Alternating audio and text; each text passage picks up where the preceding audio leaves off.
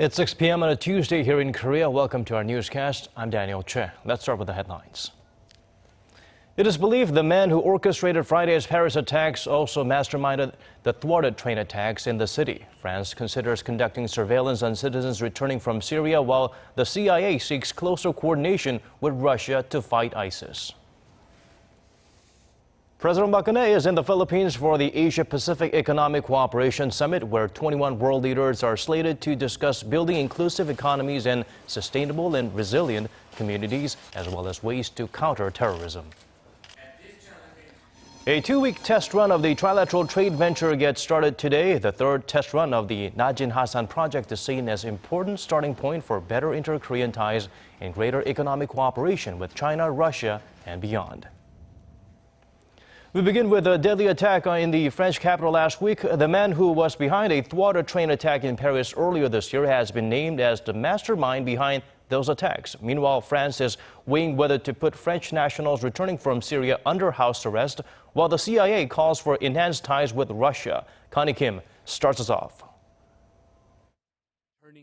France has confirmed that the mastermind behind the terror attacks in Paris last week was also behind a thwarted train attack in Paris earlier this year. The Associated Press reported Monday, citing an unnamed French security official, that Abdelhamid Abaaoud, a Belgian of Moroccan descent, orchestrated the Paris attacks. Abaaoud has also been linked to a thwarted attack on a high-speed train bound for Paris from Amsterdam and an attack on a church in the Paris area earlier this year. Prosecutors in Belgium say, however, claims that Abaaoud masterminded the attacks in the French capital have not yet been confirmed. Abaaoud is currently believed to be in Syria with ISIS. The 28-year-old is also an associate of Salah Abdeslam, a suspect who is believed to be at the center of the Paris attacks. 7 attackers detonated suicide belts, killing themselves and others during the terror attacks on Friday. At least 129 people died in the assault, and hundreds were injured, many critically. France has vowed to scale up its military campaign against ISIS in Syria. After sealing its borders following the terror attacks, France is tightening its surveillance. French President François Hollande called for new legislation that includes the power to put French nationals returning from Syria under house arrest. A government source told AFP that the French government is also considering conducting surveillance on citizens returning from Syria. CIA Chief John Brennan said he hopes to see enhanced ties between the U.S. and Russia, saying the threat posed by ISIS calls for an unprecedented level of cooperation among the international intelligence community. Connie Kim, Arirang News.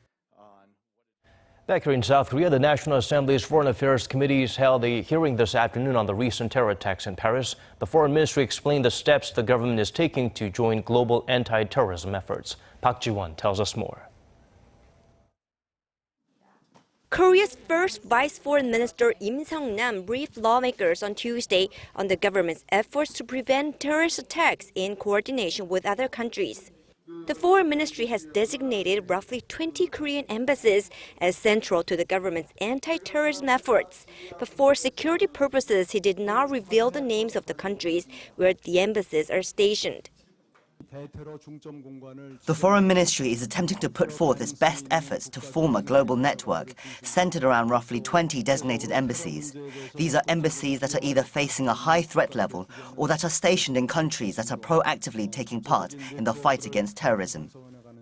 Asked by a lawmaker whether Korea will contribute ground forces to the fight against ISIS, Lim said Korea will go along with U.S. President Obama's declaration that the U.S. will not put boots on the ground in Syria. The first vice minister added the Korean government is instead continuing to provide humanitarian aid as well as contributions to a U.S. initiative to counter violent extremism. The government is continuing its contributions of humanitarian, social and economic aid to countries who have suffered damage and pain at the hands of ISIS.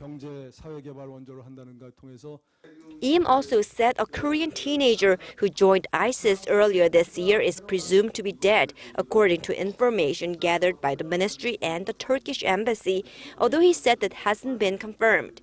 The Foreign Affairs Committee plans to adopt its own resolution condemning the terror attacks and vowing to support the fight against terrorism. Meanwhile, Tuesday's cabinet meeting also centered on the topic of the recent Paris terror attack. Prime Minister Hwang Kyo-ahn, who presided over the meeting, stressed the need to overhaul laws and regulations related to the prevention of and response to any potential threats to the nation. Park Ji-won, Arirang News.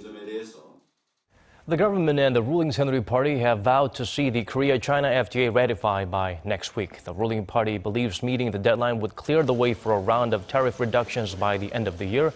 It added it would launch a parliamentary consultative body with the government on the FTA, with the opposition, which has been calling for a special committee to address vulnerable sectors. The trade pact was signed in June but has not yet been ratified by either country. Under the deal, tariffs would be eliminated on 90% of traded goods within 20 years, starting with a list of hundreds of items. President Park Geun-hye arrived in the Philippines, the second leg of her three-nation tour. There she will attend the APEC summit. Hwang Sang-hee files this report from Manila. At this year's APEC summit, President Park and other Asia-Pacific leaders will work on building inclusive economies and sustainable and resilient communities. The two-day summit brings together 21 world leaders from countries including the United States, Japan, and China. The APEC nations account for nearly 60% of the global GDP and almost half of the world's trade volume. On Wednesday, President Park is set to meet with the APEC Business Advisory Council and hold an unofficial dialogue with the Pacific Alliance, a Latin American trade bloc composed of Chile, Colombia, Mexico, and Peru. The real game will be Thursday's summit, where President Park will lay out specific policy directives for inclusive growth based on South Korea's development experience. These include more support for small and mid-sized firms, human resources development, and bolstering rural communities. And as the summit comes just days after the deadly terror attacks in Paris, world leaders will also discuss ways to counter terrorism toward the construction of a sustainable economic community.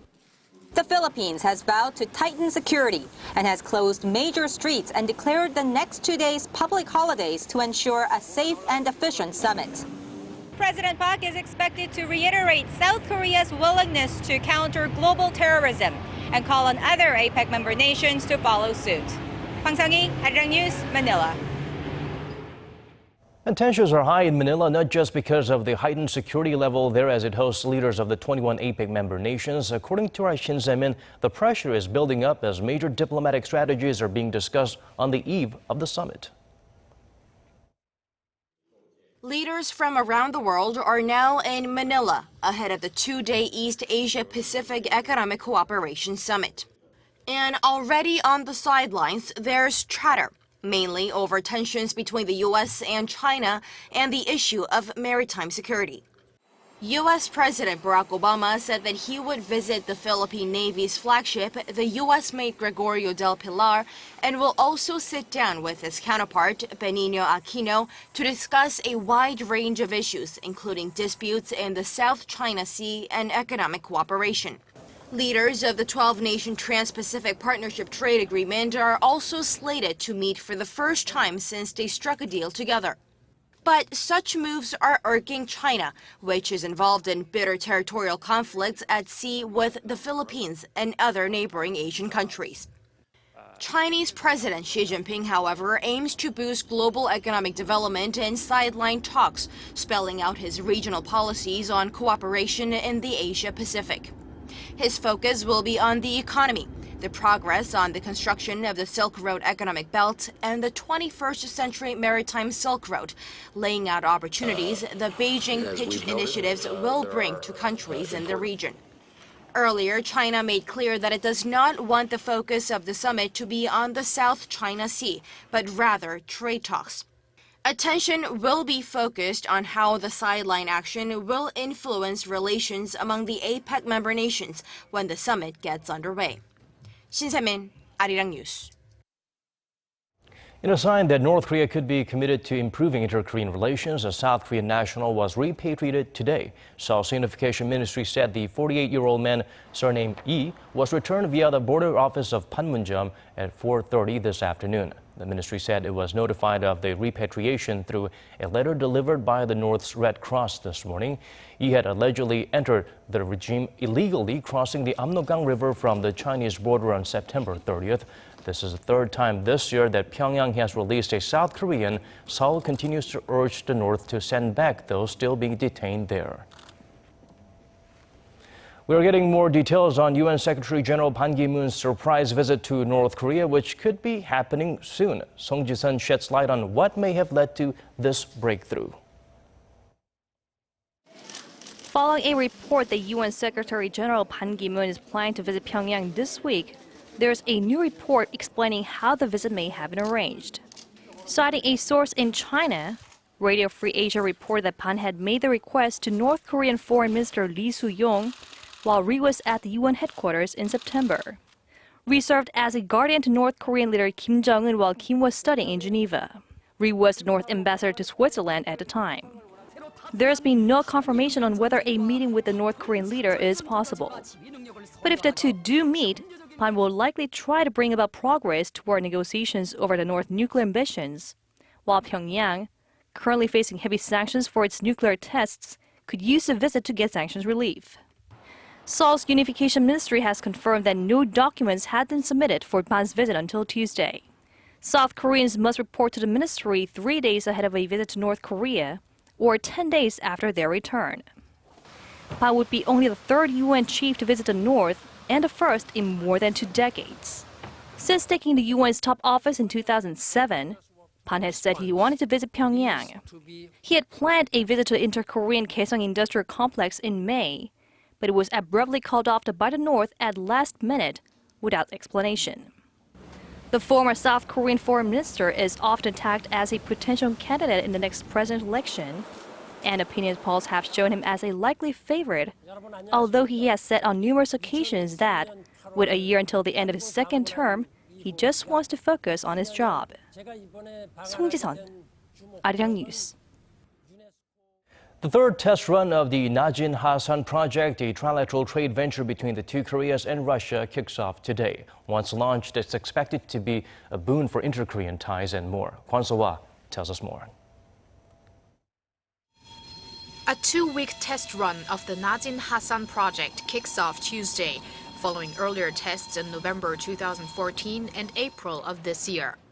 During the test, 120,000 tons of Russian coal and 10 containers of Chinese drinking water will be transported from North to South Korea.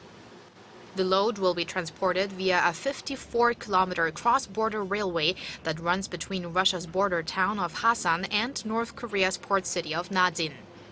The goods will then be transferred to 2 45,000-ton bulk carriers and a container ship for the final destinations of South Korea's port cities of Pohang and Busan.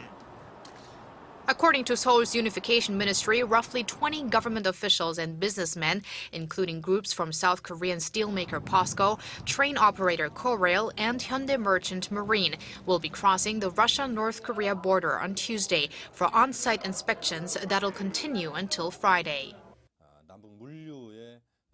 The project could bring about a revolutionary change in the inter-Korean distribution system. The biggest beneficiaries will be the two Koreas and Russia, but it is also expected to be the starting point for more economic cooperation reaching into China and Europe too.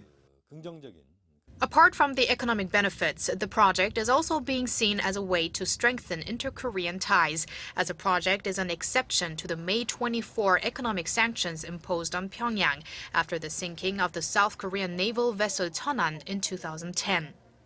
If all goes well, the project is expected to officially kick off next year. The project was first proposed in the 1990s, but is also part of South Korean President Park Geun-hye's Eurasia Initiative, which he has promoted since 2013, a plan to link transport and energy infrastructure from Asia through Russia and into Europe. Kwon So-hwa, Arirang News. Turning our eyes back to South Korea, Koreans are becoming ever more dependent on their parents' assets to stabilize their own personal wealth, a trend that's expected to continue. According to some analysts, this is a product of the country's aging population and its lagging economy. Oh Se-young gives us the full story. There's a saying that goes, to succeed in life, you have to be born with a silver spoon in your mouth. This idea is caught on in Korea, with many young people believing that their economic mobility is determined by their parents' wealth, regardless of their own efforts. However, compared to major Western countries, family assets appear to have had less correlation to a person's chances of moving up the economic ladder than imagined. A recent report by the Naksongdae Institute of Economic Research shows that the impact of family assets on a person's ability to increase their own wealth amounted to 42% in 2010. For the United Kingdom, the rate reached 59%, and it was 55% for France and 50% for Germany. In fact, Korea's rapid economic growth has been largely attributed to self-made wealth acquired by an abundant working population and a lower death rate than other countries. However, since the 1990s, the effect of family wealth has jumped significantly by 13 percentage points. Korea's population is aging rapidly, so the death rate is rising too. At the same time, economic growth is slowing down and people are saving less than before. That means it's likely to be even harder for the next generation to build their own wealth, making them more dependent on their parents.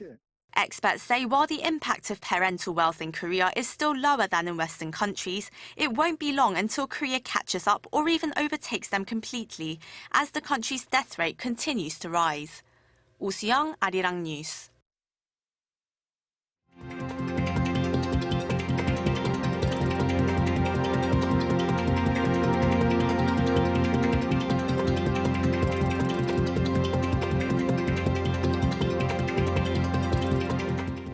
That does it for me. Thank you for watching.